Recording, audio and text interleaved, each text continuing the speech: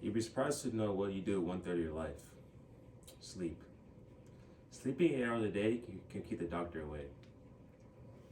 In my speech, I will discuss the importance of sleep and why it is important for our well-being. My first source is called Top 10 Reasons to Sleep. This article explains why one should get more sleep by getting medical information to back up his claim. Example 1. May help you maintain or lose weight. The more sleep you get, will help you maintain or lose weight. Number 2. Can improve concentration and productivity. That makes sense.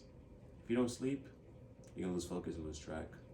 So always sleep so your brain can function correctly.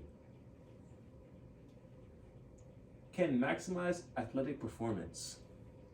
When you sleep, you're not fatigued. When you're fatigued, you can't perform to your best. May strengthen your heart. That's very true. Sleeping is rejuvenating. The more you sleep, the more healthy your body feels. Number 5. Affects sugar metabolism and type 2 diabetes risk. Correct. Number 6. Poor sleep is linked to depression. I don't know about you, but when I don't sleep, I feel depressed because my eyes are always low. I'm thinking of the worst scenarios. All I want to do is go to sleep.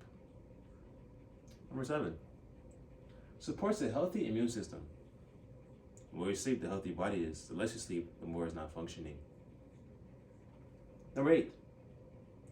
Poor sleep is linked to increased inflammation. That's also correct. Ask your local doctor. I'm not a doctor. Number 9. Affects emotions and social interaction.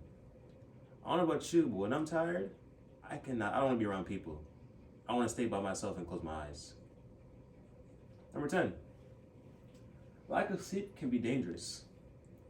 I don't know about you, but if I don't sleep and I start driving, I'm going to fall asleep while driving. And you know that happens. When I fall asleep while driving, I'm going to crash. I crash, I'm going straight to heaven. My next source. What will happen if you didn't sleep? My next source is a video. It's a TED video.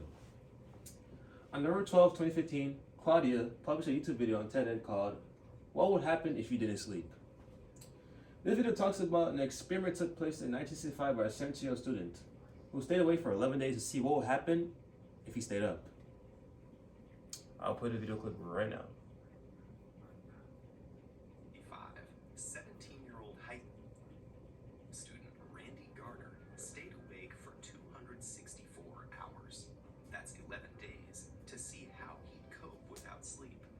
On the second day, his eyes stopped focusing. Next, he lost the ability to identify objects by touch.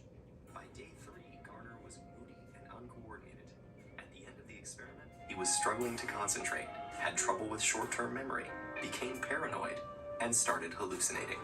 Although Garner recovered without long-term psychological or physical damage, for others, losing shut-eye can result in hormonal imbalance, illness, and in extreme cases, death. Correct. We're only beginning to understand why we sleep to begin with, but we do know it's essential. Adults need 7 to 8 hours of sleep a night, and adolescents need about 10. We grow sleepy due to signals from our body telling our brain we are tired.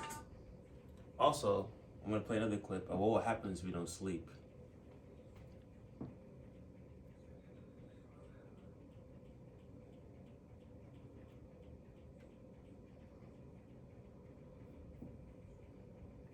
How can sleep deprivation cause such immense suffering? Scientists think the answer lies with the accumulation of waste products in the brain. During our waking hours, our cells are busy using up our day's energy sources, which get broken down into various byproducts, including adenosine.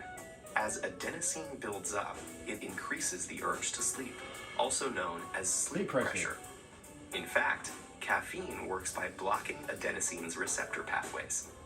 Other waste products also build up in the brain, and if they're not cleared away, they collectively overload the brain and are thought to lead to the many negative symptoms of sleep deprivation. To sum that video up, it talked about sleep deprivation, which is caused by all the pressure that's built up in your brain. So when you don't sleep, your brain builds up waste. So what happened is that there's nowhere else for there's nowhere else for the waste to go because your brain is enclosed and is enclosed. So what happens is the pressure builds up and builds up and builds up. That's what causes you to start forgetting things because the memory you have in your brain is getting pushed away by all this pressure, and this pressure can lead also to stroke. And my last source is called How Sleep Influences College Students. As you may know, I'm currently a college student, so this one hit home for me. On October 2nd, 2019, Jamie Dershman wrote in Time Magazine the sleep habits that can improve your grades, according to a new study. So, Jeffrey Grossman, a professor at Massachusetts Institute of Technology who had an experiment with 100 students, each student had a Fitband. His goal was to track students' sleep and see how well they perform, depending on their sleep. He found the most important part of sleep was sleep consistency. It is just as important as sleep duration and quality when it comes to the academics. Data suggests that having a uniform pattern of sleep may also help the brain process and cement new information, potentially resulting in higher grades. He quoted, "If you can just get the same amount of each night compared to someone who averages the same amount as you but gets less consistent sleep, you're going to do better." That makes sense. Someone who gets a consistent 7 to 8 hours of sleep is going to do better than someone who gets 8 hours of sleep one day, 6 hours of sleep next day, and back and forth because it's not consistent. Because you mess up the body patterns of your brain. Because you know when you go to sleep, you have a consistent time. Your body gets used to the time. It's like a function, like clockwork. If you keep messing it up, it causes problems in the brain. In conclusion, sleeping is vital and important aspect of our life. The risk of not sleeping is too great, and it should not be overlooked. Man, sleeping is easy. All you gotta do is close your eyes. That concludes my speech.